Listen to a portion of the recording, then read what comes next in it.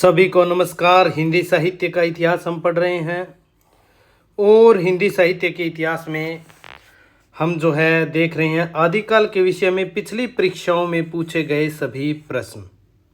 आज ये भाग 2 होगा। प्रीवियस ईयर्स जो क्वेश्चंस हैं वो हम देख रहे हैं और इसके लिए हमने एक अलग से प्लेलिस्ट भी बनाई है।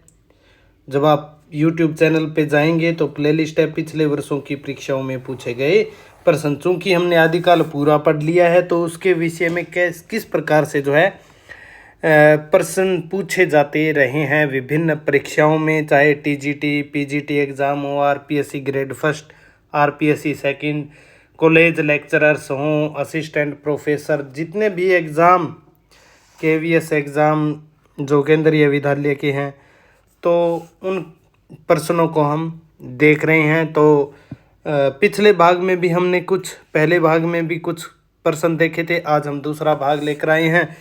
तो मैं आनंद पारिक और स्वागत करता हूं आपके अपने YouTube चैनल स्टडी फ्लाई पर।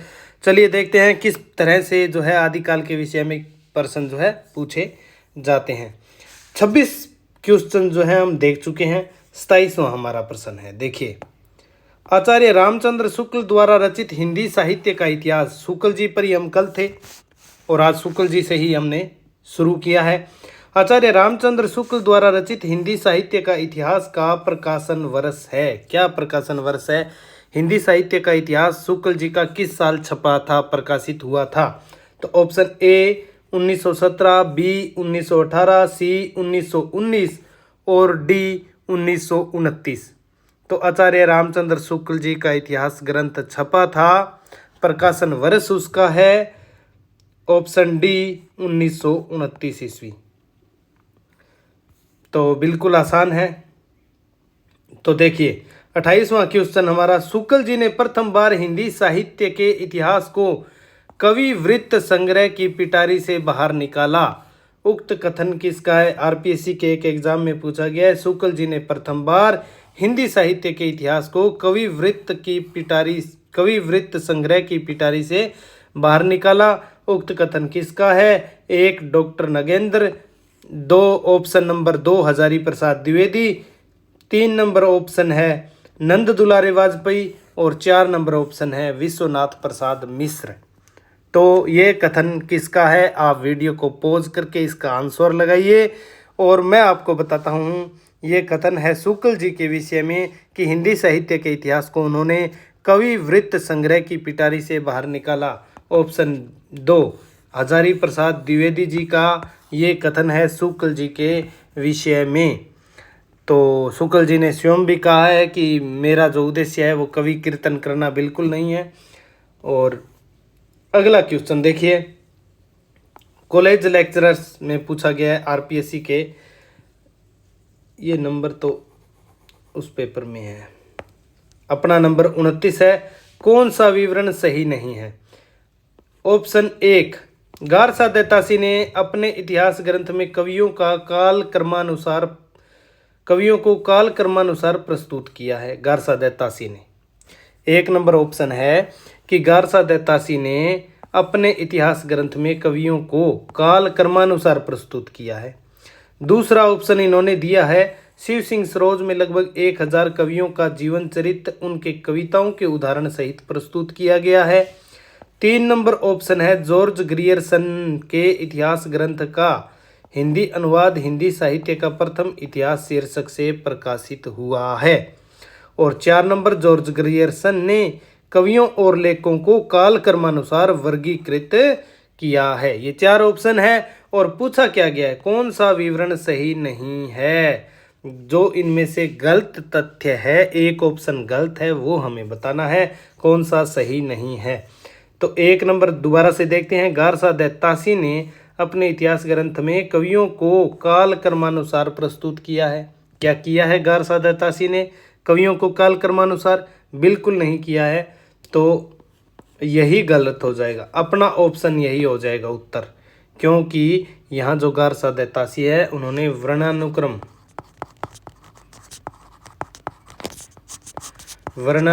पद्धति से इतिहास लेखन किया है। अगला देखिए 2 नंबर, शिव सिंह सरोज में लगभग 1000 कवियों का जीवन चरित्र, उनके कविताओं के उदाहरण सहित। बिल्कुल सही है, 1000 कवियों को, 1 सहस्र कवियों को उन्होंने लिया है अपने ग्रंथ में। जॉर्ज ग्रियर्सन के इतिहास ग्रंथ का हिंदी अनुवाद हिंदी साहित्य का प्रथम इतिहास के नाम से 1957 में डॉक्टर किशोरी लाल गुप्त ने किया था। तो हिंदी साहित्य का प्रथम इतिहास के नाम से। और जॉर्ज ग्रियर्सन ने कवियों लेखकों का काल क्रमानुसार वर्गीकृत किया है। बिल्कुल, सबसे पहले काल क्रमानुसार वर्गीकरण किया ही ग्रियर्सन ने था, तो सही होगा ऑप्शन 1 इस क्वेश्चन का उत्तर होगा। चलिए 30वां प्रश्न, हमारा क्रमांक 30 नंबर, इतिहास का इतिवृत्तात्मक लेखन सबसे प्रथम मिस्र बंधुओं के विनोद में पाया जाता है। इतिहास का इतिवृत्तात्मक लेखन सबसे प्रथम बार जो है मिस्र बंधुओं के विनोद में पाया जाता है। यह उक्ति किसकी है? कॉलेज लेक्चरर में यह पूछा गया है। आचार्य रामचंद्र शुक्ल, ऑप्शन 1 आचार्य रामचंद्र शुक्ल। दूसरा जो विकल्प है डॉक्टर राम कुमार वर्मा। तीसरा आचार्य हजारी प्रसाद द्विवेदी और चौथा डॉक्टर नगेंद्र।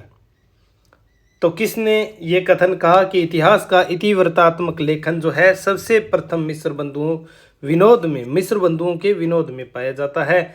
तो इसका आंसर होगा ऑप्शन 2 विकल्प 2 डॉक्टर राम कुमार वर्मा। डॉक्टर राम कुमार वर्मा की यह उक्ति है, यानी कि कथन है। चलिए आगे 31वां हमारा क्वेश्चन है। 31वां हमारा क्वेश्चन देखिए, मिस्र बंधु विनोद के विषय में कौन सा विवरण सही नहीं है? कौन सा जो सही नहीं है वो बताना है। गलत कौन सा इनमें से, वही हमारा इसका आंसर होगा। ऑप्शन 1 है इसमें अनेक कवि जो अज्ञात थे प्रकाश में लाए गए और उनके साहित्यिक महत्व का जो मूल्यांकन जो है वो आंका गया या मूल्य आंका गया। 2 नंबर ऑप्शन इसका देखिए, इसके प्रथम 3 भाग संवत 1970 विक्रमी में और चतुर्थ भाग जो है संवत 1991 विक्रमी में प्रकाशित हुए। तीसरा ऑप्शन है चतुर्थ भाग साहित्य के वर्तमान काल से संबंधित है। और चौथा, इसके चारों भागों में लगभग 3-4 कवियों का विवरण हमें मिलता है। तो कौन सा विवरण सही नहीं है आपको अंदाजा आ गया होगा। एक बार दोबारा देख लेते हैं। इसमें देखिए इसका उत्तर क्या होगा। मिस्र बंधु विनोद के विषय में कौन सा विवरण सही नहीं है? ऑप्शन ए, इसमें अनेक कवि जो अज्ञात थे प्रकाश में लाए गए और उनके साहित्यिक महत्व का मूल्यांकन आंका गया। ये तो बिल्कुल सही है, क्योंकि मिस्र बंधु विनोद से अनेक कवियों की खोज की गई और उन्हें जो है एक जगह इन्होंने ग्रंथ में संग्रहित किया। दूसरा, इसके प्रथम 3 भाग, 4 भागों में है मिस्र बंधु विनोद। प्रथम 3 भाग संवत 1970 विक्रमी में, अगर हम इसे ईस्वी सन बनाते हैं तो बन जाता है 1913 ईस्वी। तो बिल्कुल 3 भाग 1913 ईस्वी में हुए और चतुर्थ भाग 1991 विक्रमी संवत यानी 1934 विक्रमी 1934 ईस्वी को चौथा भाग प्रकाशित हुआ। ये भी सही है। अब 1970 का ईस्वी सन 1913 3 भाग, 1934 ईस्वी में चौथा भाग, और ये भी सही है। चतुर्थ भाग साहित्य के वर्तमान काल से संबंधित है, बिल्कुल सही है। और इसके चारों भागों में लगभग 3-4 कवियों का विवरण मिलता है, ये गलत होगा और यही इसका उत्तर होगा, क्योंकि इसके चारों भागों में लगभग 5000 कवियों का परिचय मिलता है। 4591 कवि हैं, तो लगभग 5000, 3000 कवियों का विवरण नहीं मिलता है, 5000 का मिलता है। ये कथन गलत है और यही इसका उत्तर होगा। आगे चलिए, हिंदी शब्द सागर 32वां हमारा क्वेश्चन देखिए। हिंदी शब्द सागर का प्रकाशन किस संस्था ने किया था? कौन सी संस्था थी जो हिंदी शब्द सागर का प्रकाशन किया? ऑप्शन ए है हिंदी साहित्य सम्मेलन, ऑप्शन बी है नागरी प्रचारणी सभा, सी इंडियन प्रेस और डी राष्ट्रभाषा परिषद। इनमें से कौन सी संस्था है जिसने हिंदी शब्द सागर का प्रकाशन किया था? तो बिल्कुल मैं आपको उत्तर बताने जा रहा हूँ। हिंदी शब्द सागर का प्रकाशन नागरी प्रचारणी सभा काशी ने किया था। ऑप्शन बी सही आंसर होगा। देखिए यहाँ थोड़ा सा विवरण विस्तार से बताया। हिंदी शब्द सागर का प्रकाशन नागरी प्रचारणी सभा काशी द्वारा किया गया था। हिंदी शब्द सागर नामक इस शब्दकोश के संपादक श्याम सुंदर दास थे। हिंदी शब्द सागर के निर्माण में महत्वपूर्ण योगदान देने वाले विद्वान भी हम देख लेते हैं। हिंदी शब्द सागर नामक इस शब्दकोश के संपादक कौन थे? श्याम सुंदर दास थे, श्याम सुंदर दास। और इसकी भूमिका शुक्ल जी ने लिखी ही थी हिंदी साहित्य के विकास नाम से, जो बाद में हिंदी साहित्य का इतिहास उनका ग्रंथ बन गया, 1929 में प्रकाशित हुआ। तो इसके निर्माण में महत्वपूर्ण योगदान देने वाले विद्वान है बाबू श्याम सुंदर दास, बिल्कुल संपादक थे शब्दकोश के। आचार्य शुक्ल भूमिका लिखते हैं रामचंद्र वर्मा, सरयुकरण पारिक, डॉक्टर हरदेव बाहरी। इन्होंने इसके निर्माण में, हिंदी शब्द सागर के निर्माण में नागरी प्रचारणी सभा ने 3 जो बड़ी विशाल योजनाएं चलाई थी। एक तो उनका उद्देश्य था हिंदी शब्द सागर का निर्माण करना, एक नागरी प्रचारणी सभा का उद्देश्य था हिंदी साहित्य का बृहद इतिहास लिखना और हिंदी विश्वकोश का प्रकाशन करना। ये 3 जो है बहुत बड़ी योजनाएं नागरी प्रचारणी सभा की थी। उनमें से एक हिंदी शब्द सागर, ये शब्दकोश था, संपादक श्याम सुंदर दास थे। और महत्वपूर्ण योगदान देने वाले विद्वान हमने देख लिए। नागरी प्रचारणी सभा ने 1908 ईस्वी में इन्हें शब्दकोश लिखने के लिए बुलाया था। इन्होंने मिलकर 1928 ईस्वी में हिंदी शब्द सागर नाम से हिंदी का शब्दकोश लिखा और उसी की भूमिका हिंदी साहित्य के विकास नाम से रामचंद्र शुक्ल जी ने लिखी और बाद में हिंदी साहित्य का इतिहास बना। चलिए अगला क्वेश्चन देखिए। 33वां हमारा प्रश्न है, नागरी प्रचारणी सभा की स्थापना कब हुई? बहुत बार, इतनी बार परीक्षाओं में पूछे गए क्वेश्चन है ये। मैंने यहाँ एक ही क्वेश्चन लिया है, लेकिन एक ही प्रश्न बार बार लेने से कोई फायदा नहीं होता है, और इसीलिए देखिए, लेकिन पूछा ये 20 बार पूछा गया क्वेश्चन है।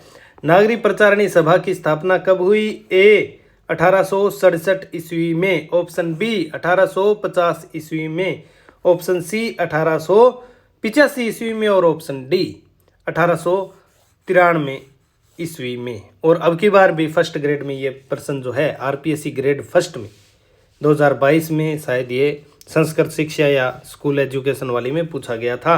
तो नागरी प्रचारणी सभा की स्थापना कब हुई थी?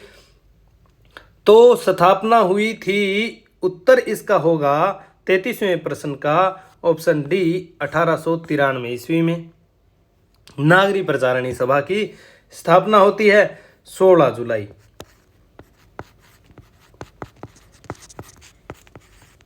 1893 ईस्वी में। आगे देखिए। अच्छा, यही क्वेश्चन फिर से दोबारा। चलो देखते हैं। काशी की नागरी प्रचारणी सभा की स्थापना किस वर्ष हुई? तो 1893 सीधा अभी देखा ही था हमने, ये गलती से दोबारा आ गया, कोई बात नहीं, क्षमा प्रार्थी हूँ। 35वां हमारा क्वेश्चन देखिए। नागरी प्रचारणी सभा के संस्थापकों में कौन नहीं थे? नागरी प्रचारणी सभा की स्थापना की थी कुछ विद्वानों ने मिलकर, उनमें संस्थापकों में कौन नहीं थे? Option A Babu Shyam Sundar Das, B Pandit Ram Narayan Mishra, सी रामचंद्र वर्मा और डी ठाकुर शिव कुमार सिंह। इनमें से कौन एक विद्वान है जो नागरी प्रचारणी सभा के संस्थापकों में नहीं है? 3 तो ऐसे विद्वान हैं जिन्होंने मिलकर नागरी प्रचारणी सभा की स्थापना की, लेकिन एक विद्वान जो है वो नहीं है। तो क्या होगा इसका आंसर? 35वें का मैं आपको उत्तर बता रहा हूं इस प्रश्न का। नागरी प्रचारणी सभा के संस्थापकों में ऑप्शन सी रामचंद्र वर्मा नहीं है। रामचंद्र वर्मा ने हिंदी शब्द सागर के लेखन में तो महत्वपूर्ण भूमिका निभाई है, लेकिन ये नागरी प्रचारणी सभा के संस्थापकों में नहीं है। देखिए, नागरी प्रचारणी सभा के विषय में देख लीजिए थोड़ा सा। नागरी प्रचारणी सभा काशी की स्थापना क्वींस कॉलेज वाराणसी, वाराणसी काशी, काशी को वाराणसी बनारस काशी कहते थे पहले, वाराणसी को क्वींस कॉलेज वाराणसी के 9वीं कक्षा के 3 छात्र थे। बाबू श्याम सुंदर दास, यहाँ बाबू श्याम सुंदर दास भी है ऑप्शन में। बाबू श्याम सुंदर दास, पंडित राम नारायण मिश्र और शिव कुमार सिंह, ठाकुर शिव सिंह कुमार सिंह ने 9वीं कक्षा के 3 छात्र हैं। ये रहे वो छात्र हमारे क्वेश्चन में, बाबू श्याम सुंदर दास, पंडित राम नारायण मिश्र और ठाकुर शिव कुमार सिंह, ये 9वीं कक्षा के क्वींस कॉलेज के छात्र थे। शिव कुमार सिंह ने इसी कॉलेज के छात्रावास के बरामदे में बैठकर की थी। बाद में इसकी स्थापना की तिथि इन्हीं महानुभावों ने 16 जुलाई 1893 निर्धारित कर दी। और आगे देखिए, भारतेंदु हरिश्चंद्र के फुफेरे भाई बाबू राधा कृष्ण दास इसके पहले अध्यक्ष बने। काशी के सपत सागर मोहल्ले के गुड़साल में इसकी बैठकें होती थी। पहले साल इसके सदस्य कौन कौन थे? सुधाकर द्विवेदी, ग्रियर्सन, अंबिका दत्त व्यास और चौधरी प्रेम घन इसके जो है प्रथम वर्ष जो है पहले साल इसके सदस्य थे। और बाबू राधा कृष्ण दास इसके अध्यक्ष थे। 16 जुलाई 1893 में इसकी स्थापना की तिथि निर्धारित की। 3 महानुभाव थे, बाबू श्याम सुंदर दास, पंडित राम नारायण मिश्र, ठाकुर शिव कुमार सिंह। तो यहाँ नहीं है रामचंद्र वर्मा, ये भूमिका निर्वाह करते हैं शब्द सागर लिखने में। तो चलिए अगला क्वेश्चन देखिए, 36वां हमारा प्रश्न है, हिंदी साहित्य का बृहत इतिहास। इस इतिहास ग्रंथ का प्रकाशन किया था। देखिए ऑप्शन ए है भारतीय भाषा परिषद कलकत्ता ने, बी है राष्ट्रभाषा प्रचार समिति वर्धा ने, हिंदुस्तानी अकेडमी इलाहाबाद ने, सी ऑप्शन, और डी नागरिक प्रचारणी सभा काशी ने। मैंने इसका उत्तर पहले ही बता दिया आपको। हिंदी साहित्य का बृहत इतिहास, इस इतिहास ग्रंथ का प्रकाशन किया था तो ऑप्शन डी नागरिक प्रचारणी सभा काशी ने। मैंने बताया आपको कि काशी की जो नागरिक प्रचारणी सभा थी 1893 में जिसकी स्थापना हुई, उसने 3 बड़ी विशाल योजनाएं बनाई। वो उन योजनाओं में एक तो था कि हिंदी विश्वकोश, इसका लेखन, इसके अलावा हिंदी शब्द सागर, एक शब्दकोश की जो निर्माण करना, और हिंदी साहित्य का बृहत इतिहास लिखना। तो नागरिक प्रचारणी सभा ने बिल्कुल इस ग्रंथ का प्रकाशन करवाया था। 37वां हमारा क्वेश्चन देखिए, नागरिक प्रचारणी सभा द्वारा प्रकाशित हिंदी साहित्य का बृहत इतिहास के प्रथम भाग का शीर्षक है। ऑप्शन ए हिंदी भाषा का विकास, बी हिंदी साहित्य का उद्भव और विकास, ऑप्शन 3 हिंदी साहित्य का अभ्युत्थान, और डी हिंदी साहित्य की पीठिका। ये चारों ही जो ऑप्शन है हिंदी साहित्य का बृहत इतिहास जो 16 खंडों में प्रकाशित हुआ था। कितने खंडों में प्रकाशित हुआ? 16 खंडों में। हम इसे क्लास 3 या 4 में जो महत्वपूर्ण इतिहास ग्रंथ है उनमें देख चुके हैं। 16 के 16 खंड, तो उन खंडों में ये खंड थे। तो कौन सा प्रथम भाग यानी कि पहला खंड कौन सा है? पहला खंड कौन सा है, किस शीर्षक से है? तो आप इसका उत्तर लगाइए। नागरिक प्रचारणी सभा द्वारा प्रकाशित हिंदी साहित्य का बृहत इतिहास जो प्रथम भाग का शीर्षक क्या है? 16 खंडों में इतिहास प्रकाशित हुआ। अलग अलग खंड का अलग अलग नाम है, अलग अलग इसके संपादक है। तो प्रथम खंड का या प्रथम भाग का यहाँ नाम पूछा है, तो क्या नाम होगा प्रथम भाग का? तो देखिए उत्तर देखते हैं इसका। ऑप्शन 4 हिंदी साहित्य की पीठिका। देखिए, नागरिक प्रचारणी सभा काशी की ओर से हिंदी साहित्य के संपूर्ण इतिहास को हिंदी साहित्य का बृहत इतिहास नाम से 17 या 18, कई जगह 18 खंडों में प्रकाशित करने की योजना विक्रमी संवत 2010 में बनाई गई थी। एक योजना बनाई थी, 3 परियोजनाएं नागरिक प्रचारणी सभा की थी कि हिंदी का विश्वकोश प्रकाशित करना है, हिंदी शब्द सागर प्रकाशित करना और हिंदी साहित्य का बृहत इतिहास 17 या 18 खंडों में प्रकाशित करने की योजना बनाई। लेकिन यह इतिहास जो है 16 खंडों में समाप्त हो गया। अलग अलग खंड का संपादन अलग अलग विद्वान को नागरिक प्रचारणी सभा ने सौंपा और इसकी भूमिका लिखी तत्कालीन राष्ट्रपति डॉक्टर राजेंद्र प्रसाद जी ने। और प्रस्तावना लिखी थी, पहले भाग की प्रस्तावना जो है डॉक्टर राजेंद्र प्रसाद ने लिखी। महत्वपूर्ण खंड देखिए, हिंदी साहित्य का जो महत्वपूर्ण इतिहास ग्रंथ है उसमें हमने इसके 16 के 16 खंड पढ़े हैं, उनके संपादकों के नाम पूरा विस्तार से। यहाँ 16 के 16 खंड मैं आपको नहीं बता रहा हूँ, बहुत लंबा हो जाएगा प्रोग्राम। तो महत्वपूर्ण खंड देखिए, प्रथम लास्ट और षष्टम सप्तम, ये खंड जो महत्वपूर्ण है। पहला और लास्ट तो पूछ ही लेता है कोई न कोई। तो प्रथम भाग या प्रथम खंड हिंदी साहित्य की पीठिका, संपादक डॉक्टर राजबली पांडे है। शायद ये संपादित हुआ था 1957 में। अलग अलग टाइम भी अलग अलग है, अलग अलग खंड का।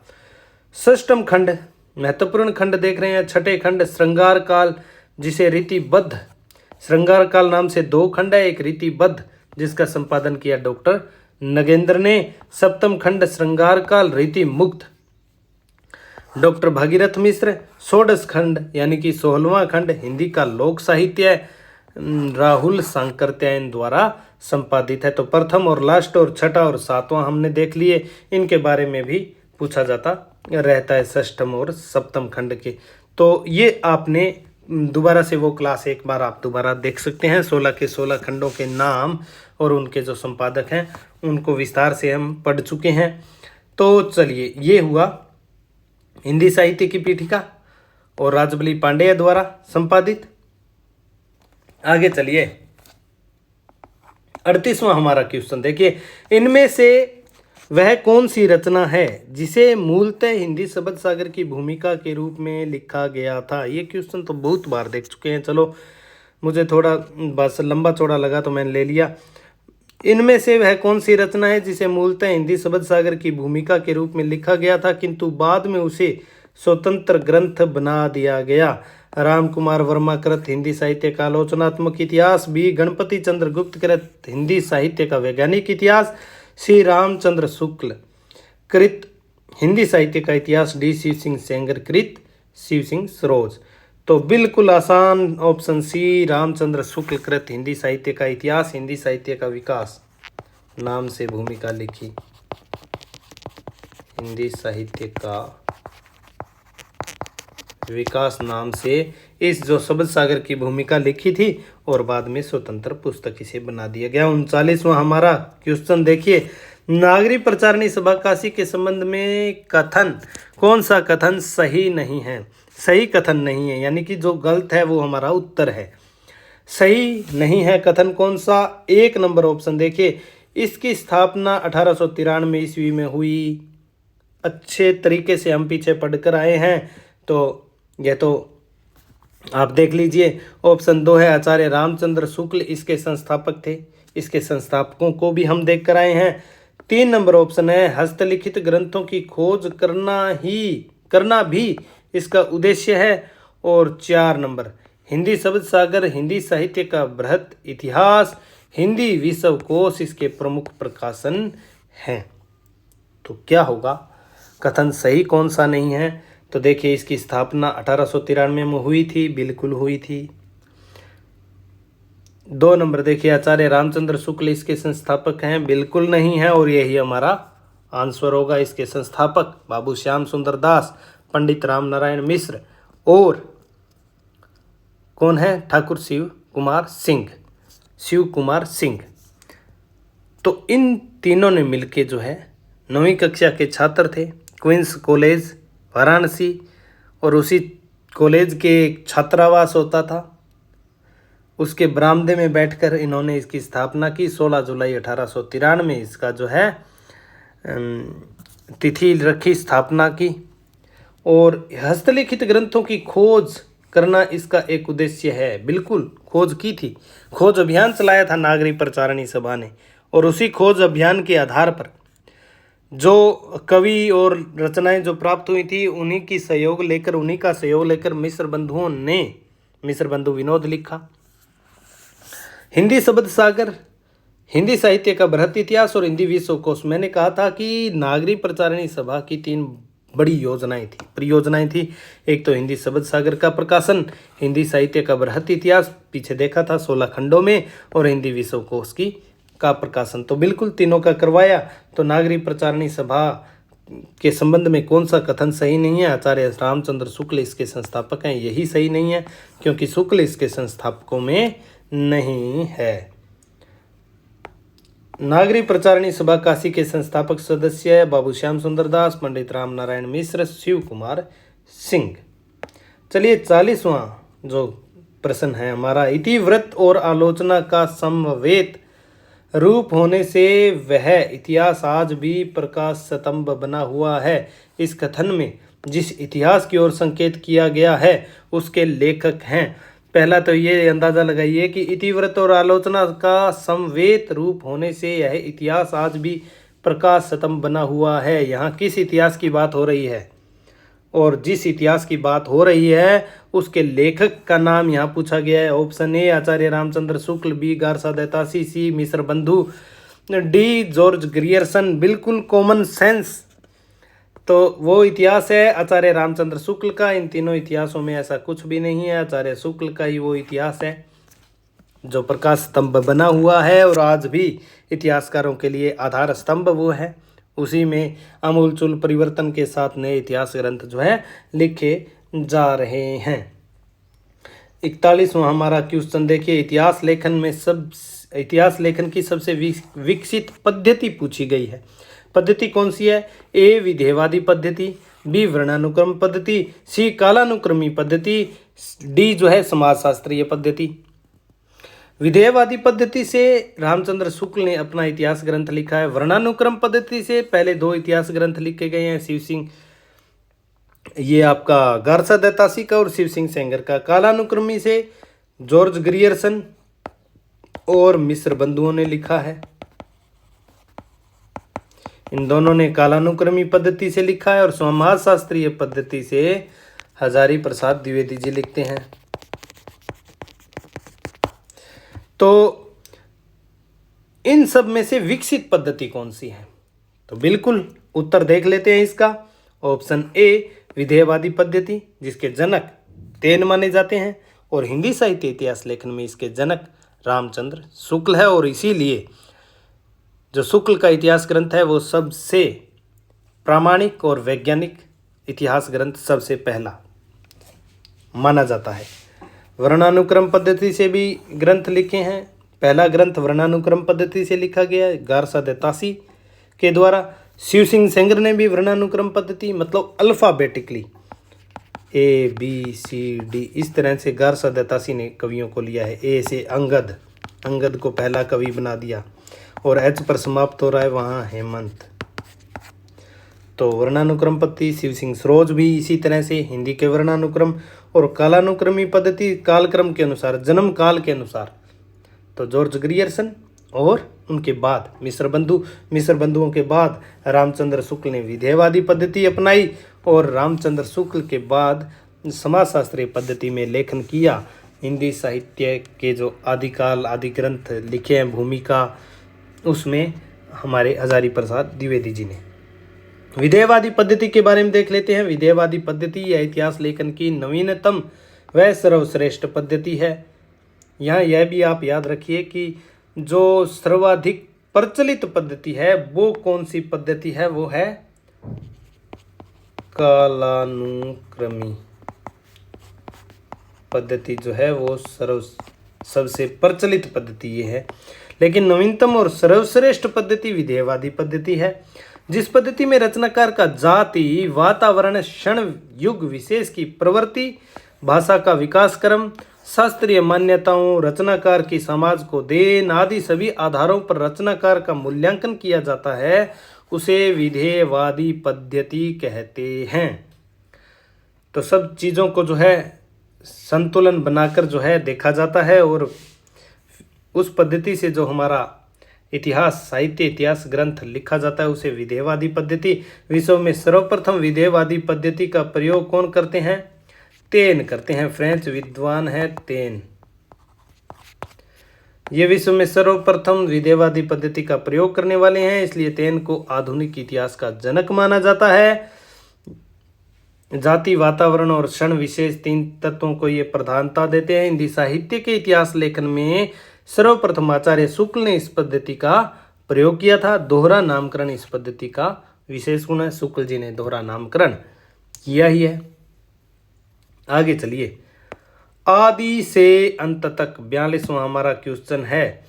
आदि से अंत तक इन्हीं चित्तवृत्तियों की परंपरा को परखते हुए साहित्य परंपरा के साथ उनका सामंजस्य दिखाना ही साहित्य का इतिहास कहलाता है। बहुत ही जो प्रचलित कथन है और आपको पता भी है, आदि से अंत तक इन्हीं चित्तवृत्तियों की परंपरा को परखते हुए साहित्य परंपरा के साथ उनका सामंजस्य दिखाना ही साहित्य का इतिहास कहलाता है। यह स्थापना किसकी है?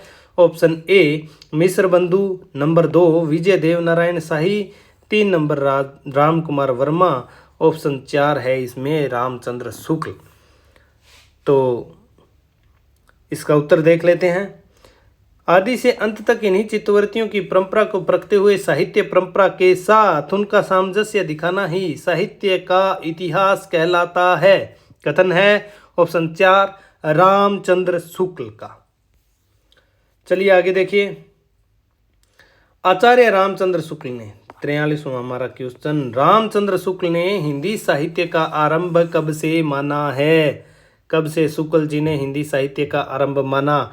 आपको काल विभाजन और जो ये अलग अलग कालों के नाम, काल विभाजन अच्छे तरीके से पढ़ने की आवश्यकता है। पहले हमने मिश्र बंधुओं का भी देखा था, उसमें से भी क्वेश्चन पूछे जाते रहे हैं, और रामचंद्र शुक्ल का तो पूरा बारीकी से, क्योंकि ये सर्वमान्य काल विभाजन है इनका।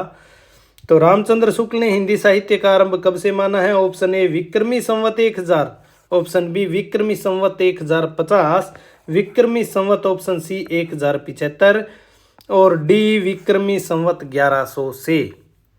तो शुक्ल जी का काल विभाजन बहुत ही सर्वमान्य है, और ये तो आपको बिल्कुल आपको रटना पड़ेगा इसको, जो है इसमें इससे क्वेश्चन जो है पूछे जाते रहते हैं। तो शुक्ल जी ने हिंदी साहित्य का आरंभ कब से माना? ऑप्शन डी विक्रमी संवत 1050 हिंदी साहित्य का आरंभ। अगर हम ईस्वी सन में इसे परिवर्तित करेंगे तो 993 ईस्वी हो जाएगा। 57 साल घटा दिए इसमें से, माइनस किए 57 वर्ष, क्योंकि ईस्वी सन 57 साल छोटा है विक्रमी संवत से।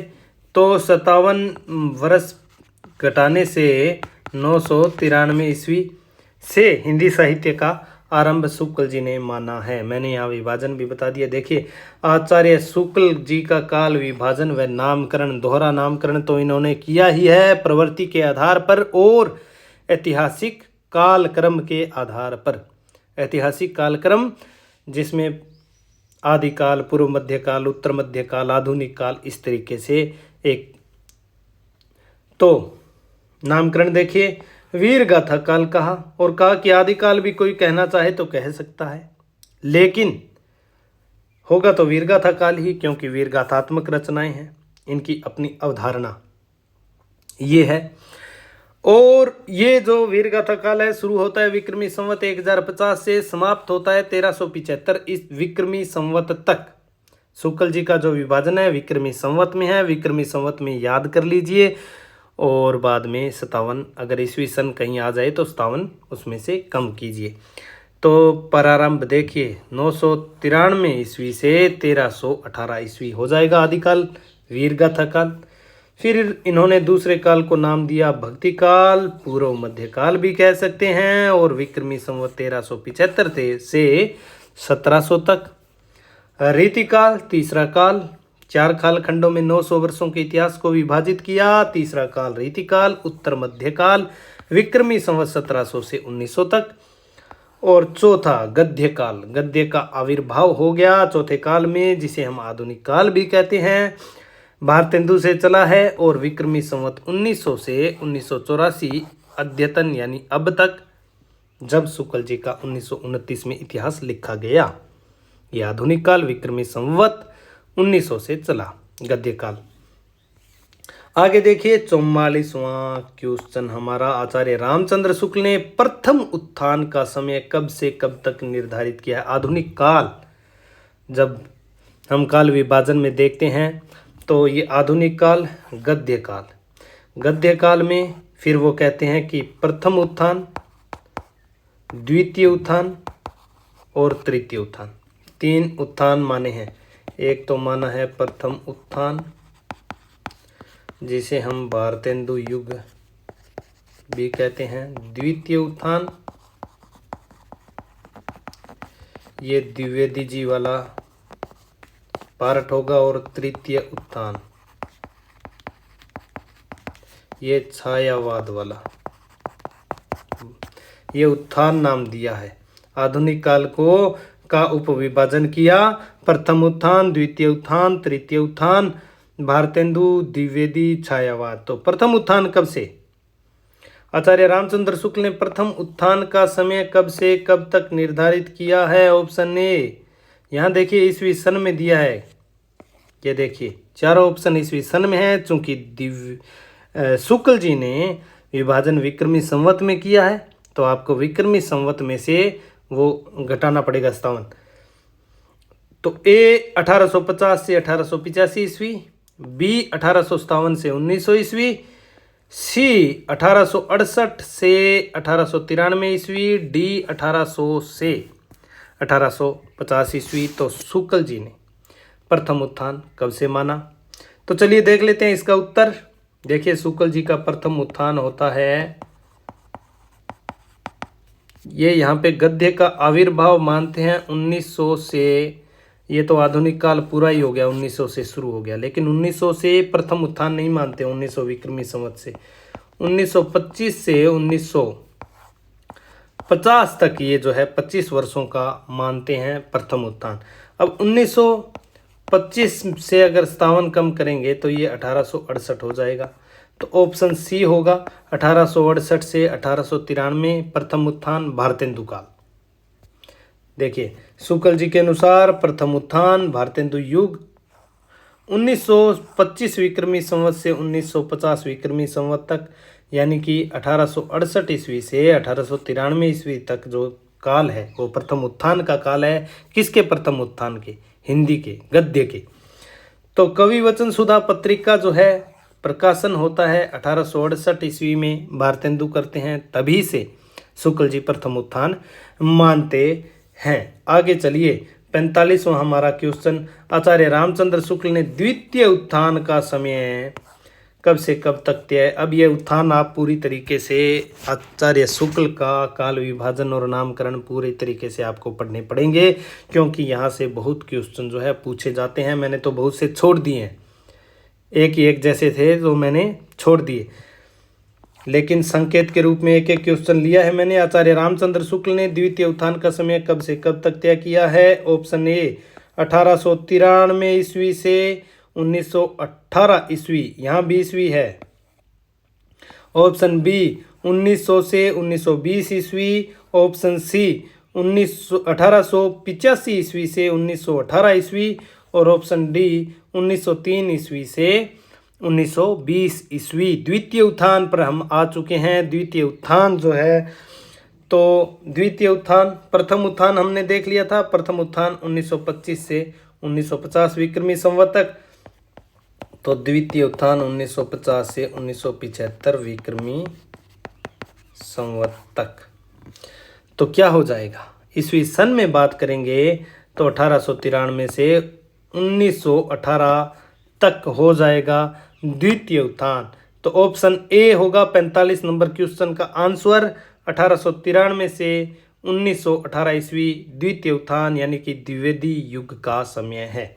द्वितीय उत्थान देखिए, द्विवेदी युग 1950 विक्रमी संवत से 1975 विक्रमी संवत, यहाँ भी 25 सालों का जो एक समय है वो लिया है।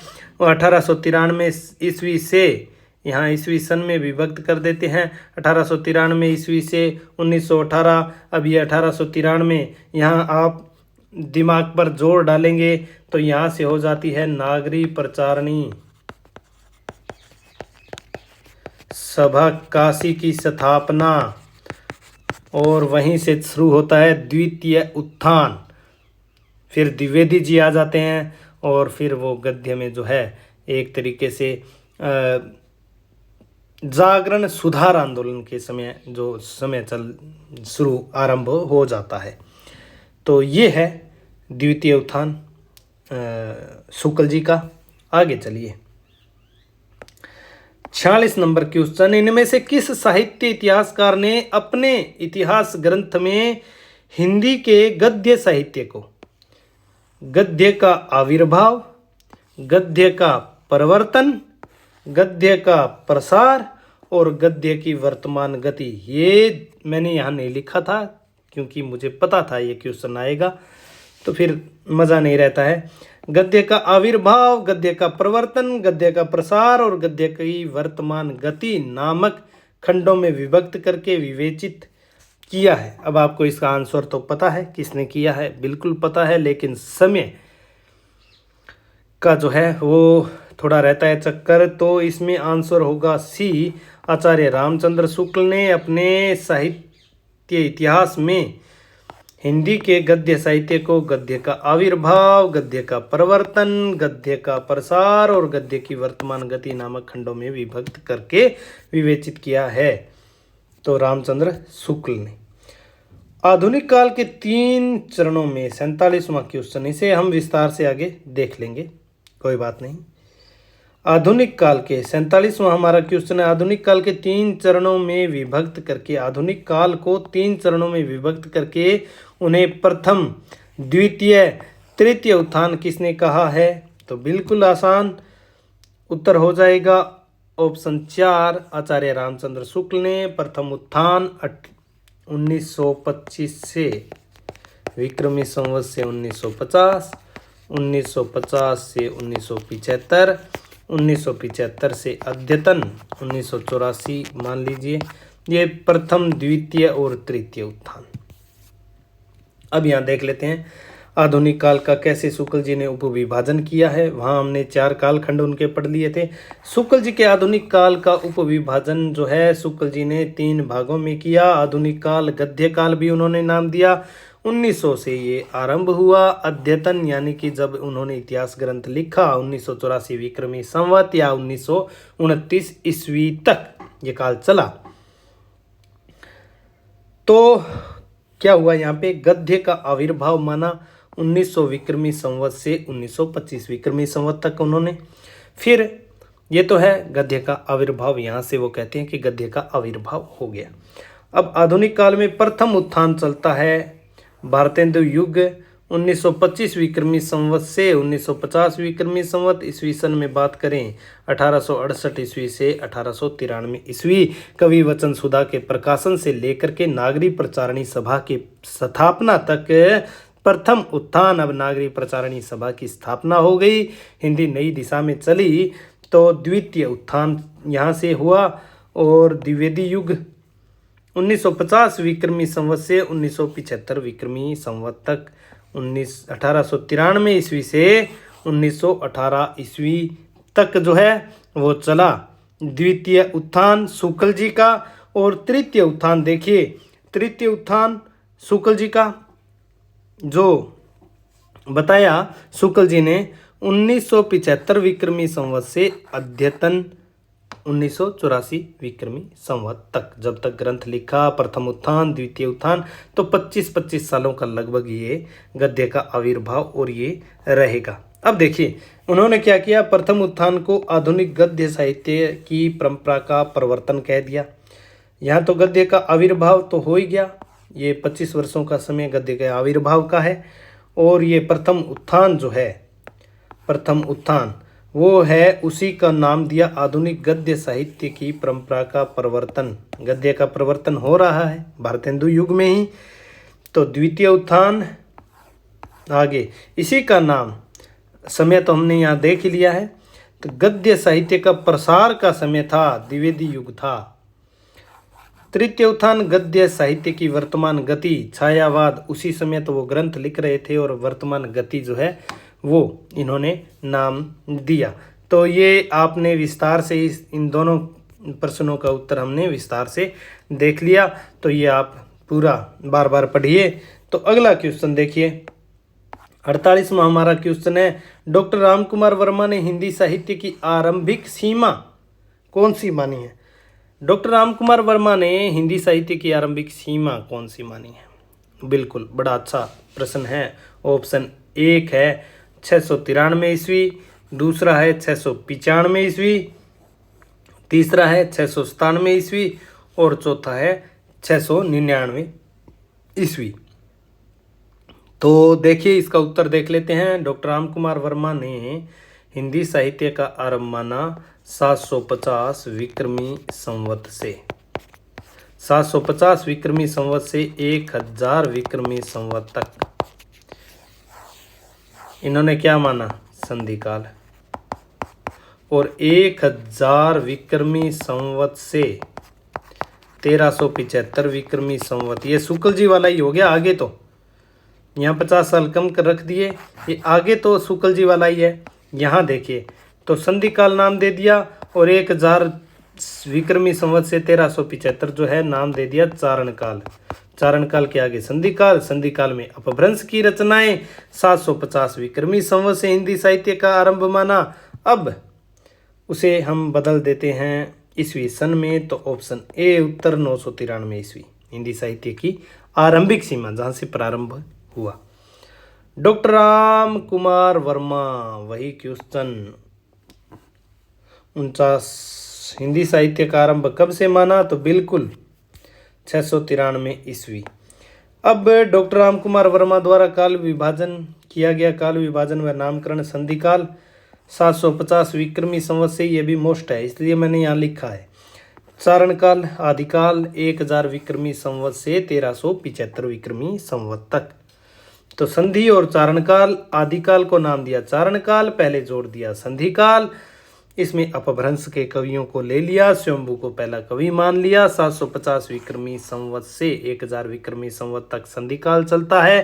फिर चारण काल चलता है 1000 विक्रमी संवत से 1375 विक्रमी संवत तक भक्ति काल। आगे समय सीमा सारी शुक्ल जी वाली है, आप देखिए शुक्ल जी वाला। और ये भक्ति काल 1375, नाम भी वही है।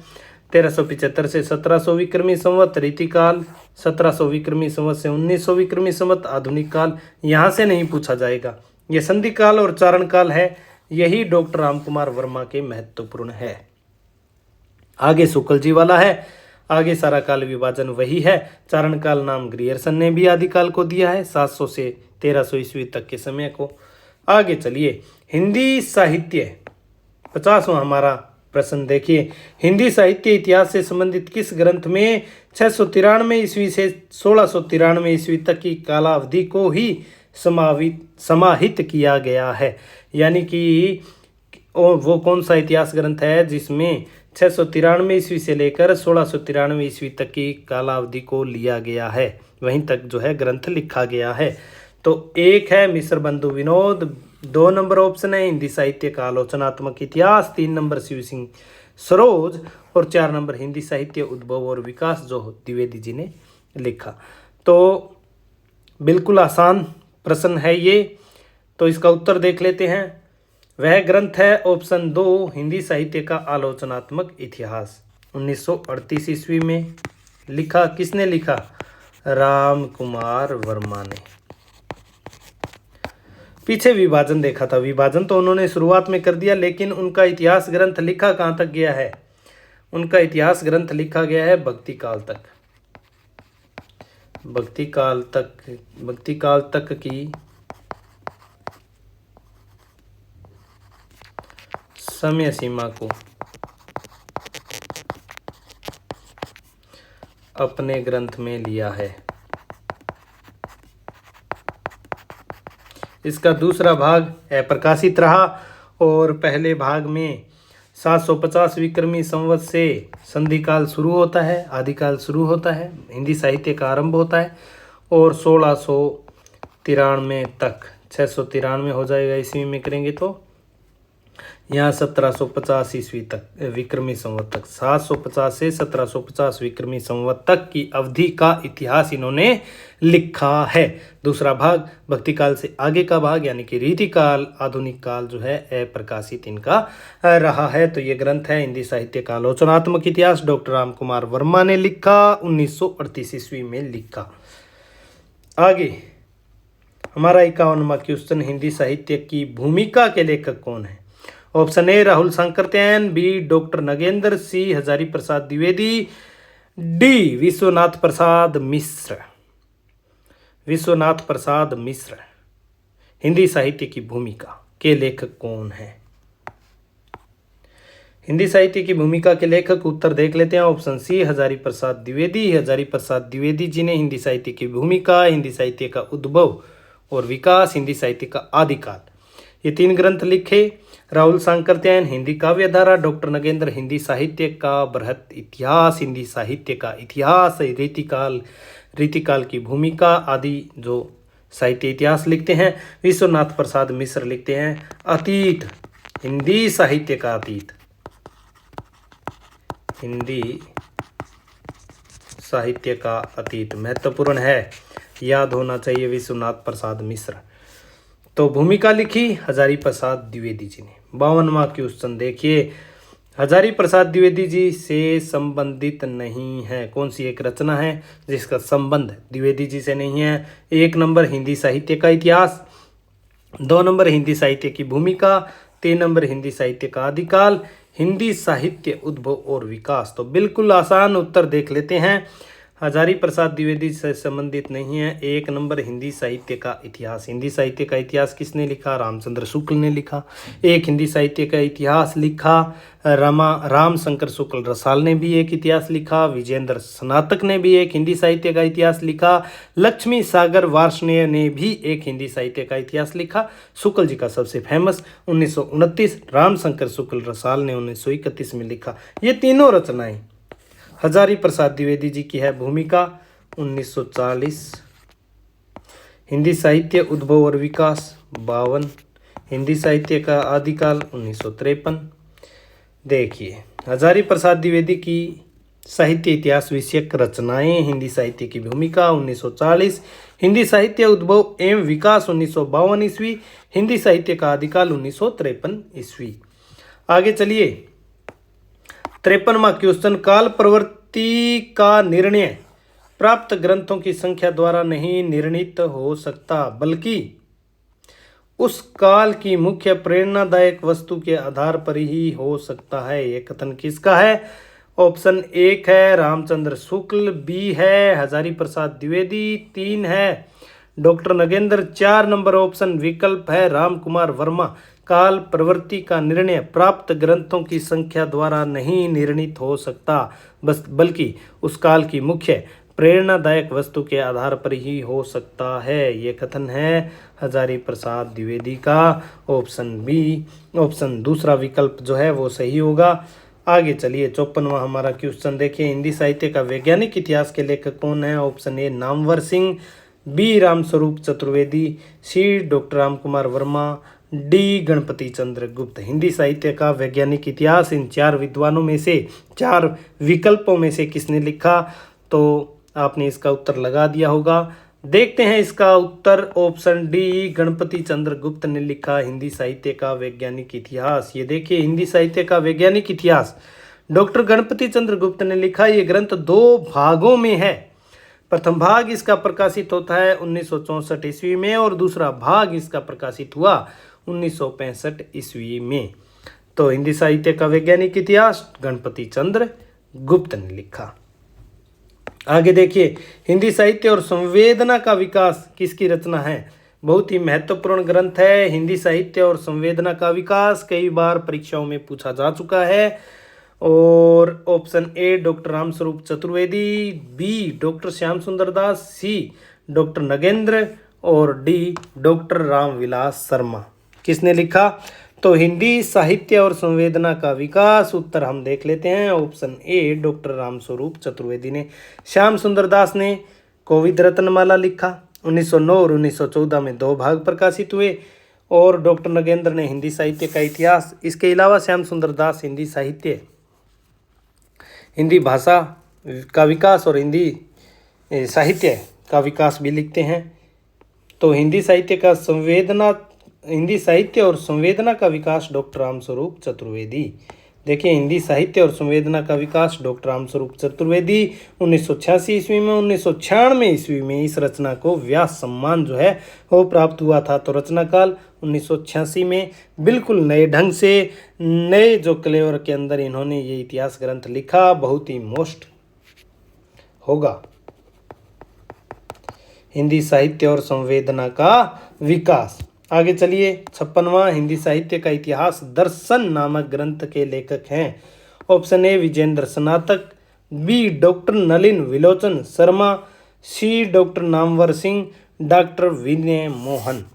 तो हिंदी साहित्य का इतिहास दर्शन, यहाँ देखिए साहित्य का इतिहास दर्शन कर दीजिए, क्योंकि ज़्यादा ये पुस्तक का नाम यही है। ये हिंदी साहित्य का इतिहास दर्शन कई बार बोल देते हैं, लेकिन ये गलत है। सही है, साहित्य का इतिहास दर्शन नामक ग्रंथ के लेखक कौन है। तो देख लेते हैं इसका उत्तर भी। साहित्य का इतिहास दर्शन डॉक्टर नलिन विलोचन शर्मा की ये रचना है, ऑप्शन बी।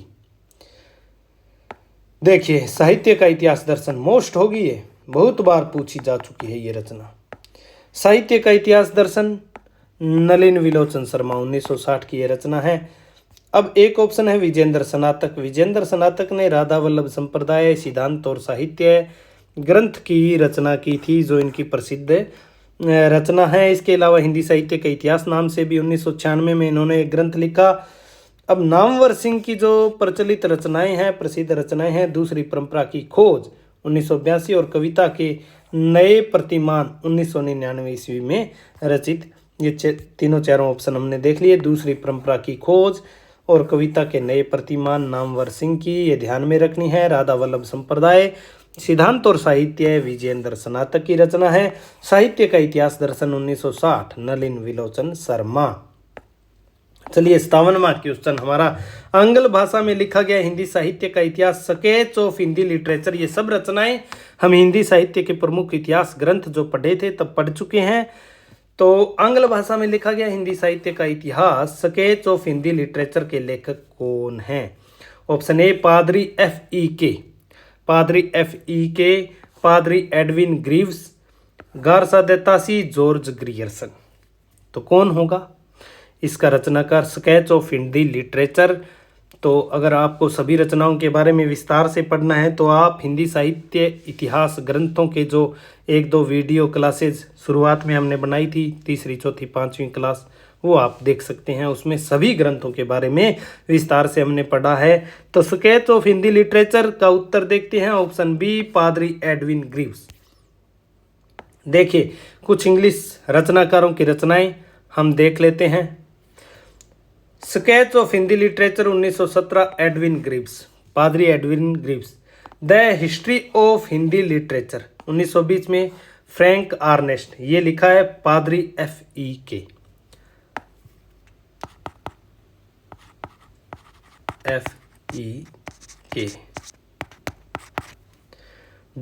तो sketch of Hindi literature Edwin Greaves, the history of Hindi literature Frank Ernest, modern Hindi literature 1939 में डॉक्टर इंद्रनाथ मदान, इंग्लिश में है ये भी।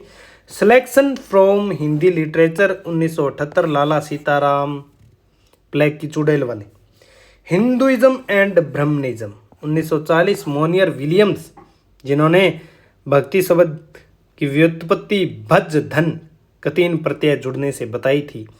Hinduism and Brahmanism Monier Williams.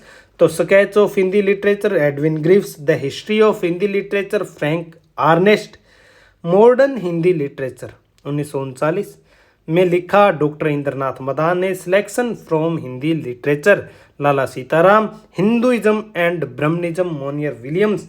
ये सभी जो है मोस्ट होगी। आगे थोड़ी सी 3-4 रचनाएं और है। Kabir and the Kabir Panth 1964 Westcott, history of the Sikh religion 1965 Macauliffe, Indian theism 1972 Macnicol, और Gorakhnath and the Kanphata yogis 1955 में ब्रिग्स या ब्रिग्स ने लिखी है रचनाएं। ये भी आपके लिए मोस्ट होंगी सभी रचनाएं, एक बार देख लीजिए इन्हें भी। आगे चलते हैं, 58वां हमारा क्वेश्चन है, हिंदी साहित्य इतिहास लेखन में निम्नलिखित विकल्पों में से गलत कौन सा है। गलत कौन सा विकल्प है। 1 नंबर है हिंदी साहित्य का आलोचनात्मक इतिहास, डॉक्टर राम कुमार वर्मा। दूसरा, हिंदी साहित्य की भूमिका, आचार्य हजारी प्रसाद द्विवेदी। तीसरा हिंदी साहित्य का वैज्ञानिक इतिहास गणपति चंद्र गुप्त। चौथा हिंदी साहित्य और संवेदना का विकास परशुराम चतुर्वेदी। तो कौन सा विकल्प गलत है ये आप देखिए। तो चलिए देखते हैं इसका उत्तर। हिंदी साहित्य का आलोचनात्मक इतिहास डॉक्टर राम कुमार वर्मा 1938 ईस्वी में लिखा, बिल्कुल सही है। हिंदी साहित्य की भूमिका 1940 में हजारी प्रसाद द्विवेदी ने लिखी, बिल्कुल सही। हिंदी साहित्य का वैज्ञानिक इतिहास गणपति चंद्र गुप्त 2 भागों में 1964 और 65 में, बिल्कुल सही। हिंदी साहित्य और संवेदना का विकास परशुराम चतुर्वेदी ने बिल्कुल नहीं लिखा, ये लिखा रामस्वरूप चतुर्वेदी ने। तो ये होगा सही उत्तर। गलत विकल्प यही है, ये लिखा रामस्वरूप चतुर्वेदी ने 1986 ईस्वी में और 1996 में इसे मिला व्यास सम्मान। चलिए देख लेते हैं हिंदी साहित्य का आलोचनात्मक इतिहास 1938 डॉक्टर राम कुमार वर्मा। हिंदी साहित्य और संवेदना का विकास 1986 रामस्वरूप चतुर्वेदी। उत्तरी भारत की संत परंपरा परशुराम चतुर्वेदी, ये भी मोस्ट होगा। उत्तरी भारत की संत परंपरा का लेखन करते हैं परशुराम चतुर्वेदी, लास्ट ऑप्शन वाले। चलिए आगे देखिए। 59वां हमारा क्वेश्चन है, सुमेलित करने के लिए है, पुस्तक है और लेखक का नाम है। सुमेलित हमें करना है, नीचे कूट दिया गया है। पहली पुस्तक है साहित्य का इतिहास दर्शन, पढ़ चुके हैं। और इसके आगे है महेश दत्त शुक्ल। भाषा काव्य संग्रह श्याम सुंदर दास। तीसरी रचना हिंदी भाषा और साहित्य अयोध्या सिंह उपाध्याय हरिओद। हिंदी भाषा और साहित्य का विकास नलिन विलोचन शर्मा। अब सीधा मिला के मैं आपको दे देता हूं। हिंदी साहित्य का इतिहास दर्शन पहला ऑप्शन, हिंदी साहित्य का इतिहास दर्शन सही होगा, साहित्य का इतिहास दर्शन। तो चौथा ऑप्शन नलिन विलोचन शर्मा ने लिखा साहित्य का इतिहास दर्शन। तो एक का यहाँ 1 2 3 4 है और यहाँ ABCD है। तो इसे अगर हम A माने तो A का होगा 4 नलिन विलोचन शर्मा, ये 4। तो 4 दूसरे में है ही नहीं, तो पहले ही भाषा काव्य संग्रह पूरा देख लेते हैं। 2 नंबर का 1 होगा महेश दत्त शुक्ल। तो जो B है 2 नंबर को अगर हम B माने तो 1 महेश दत्त शुक्ल ने भाषा काव्य संग्रह लिखा 1873 ईस्वी में। हिंदी भाषा और साहित्य तो श्याम सुंदर दास लिखते हैं हिंदी भाषा और साहित्य। 3 का होगा 2 श्याम सुंदर दास। अगर इसे C माने तो हिंदी भाषा और साहित्य का विकास, तो ये लिखा अयोध्या सिंह उपाध्याय हरिओद। ऑप्शन A इसका सही आंसर होगा। चलिए देख लेते हैं। साहित्य का इतिहास दर्शन 1960 नलिन विलोचन शर्मा। भाषा काव्य संग्रह 1873 महेश दत्त शुक्ल।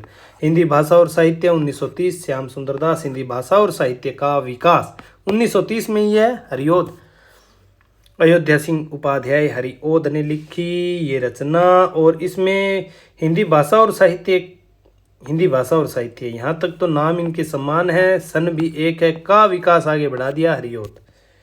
चलिए अगली रचना, अगला क्वेश्चन, रचना नहीं असंगत विकल्प चुनिए। 60वां हमारा क्वेश्चन है, हिंदी साहित्य का दूसरा इतिहास 1 नंबर बच्चन सिंह ने लिखा हुआ बताया गया है। असंगत कौन सा है वही चुनना है। हिंदी साहित्य 20वीं शताब्दी बाबू श्याम सुंदर दास। तीसरा हिंदी साहित्य का इतिहास लक्ष्मी सागर वार्ष्णेय। चौथा हिंदी साहित्य का आलोचनात्मक इतिहास डॉक्टर राम कुमार वर्मा। तो असंगत विकल्प इनमें से कौन सा होगा? हिंदी साहित्य का दूसरा इतिहास। चलो देख लेते हैं उत्तर। तो असंगत विकल्प हिंदी साहित्य का दूसरा इतिहास बच्चन सिंह, बिल्कुल सही लिखा है बच्चन सिंह ने, प्रसिद्ध ग्रंथ है, रचना है। दूसरा देखिए हिंदी साहित्य 20वीं शताब्दी बाबू श्याम सुंदर दास की रचना नहीं है, तो यही असंगत हो जाएगा क्योंकि हिंदी साहित्य 20वीं शताब्दी नंद दुलारे वाजपेयी की रचना है। हिंदी साहित्य का इतिहास लक्ष्मी सागर वार्ष्णेय ने बिल्कुल लिखा है। लक्ष्मी सागर वार्ष्णेय ने हिंदी साहित्य का इतिहास लिखा है। रामचंद्र शुक्ल ने 1929 में लिखा है। 1931 में रामशंकर शुक्ल रसाल ने लिखा है। तो लक्ष्मी सागर वार्ष्णेय ने भी एक इस नाम से साहित्य का इतिहास लिखा है। चौथा हिंदी साहित्य का आलोचनात्मक इतिहास डॉक्टर राम कुमार वर्मा, बिल्कुल सही 1938 ईस्वी में। तो असंगत विकल्प होगा हिंदी साहित्य 20वीं शताब्दी बाबू श्याम सुंदर दास। देखिए यहाँ पे हिंदी साहित्य 20वीं शताब्दी 1945 नंद दुलारे वाजपेयी ने लिखा है। नंद दुलारे वाजपेयी की एक रचना अन्य जो है आधुनिक हिंदी साहित्य 1950 में बच्चन सिंह। देखिए बच्चन सिंह भी महत्वपूर्ण हो जाते हैं। हिंदी साहित्य का दूसरा इतिहास 1996 आधुनिक हिंदी साहित्य का इतिहास नाम से भी एक ग्रंथ लिखा है 1978 ईस्वी में।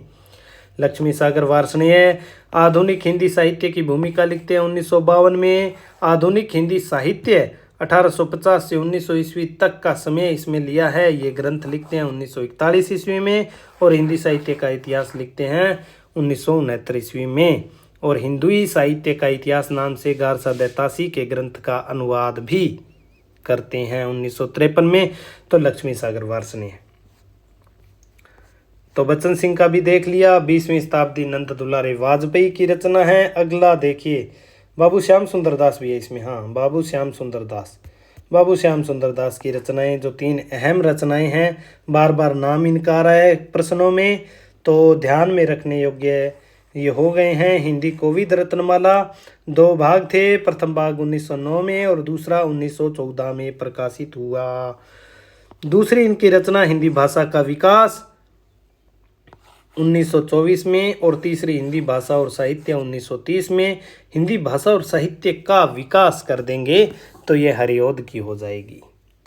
61वीं हमारी रचना यहाँ देखिए, ग्रंथ और लेखक से संबंधित कौन सा विकल्प जो है सुमेलित नहीं है।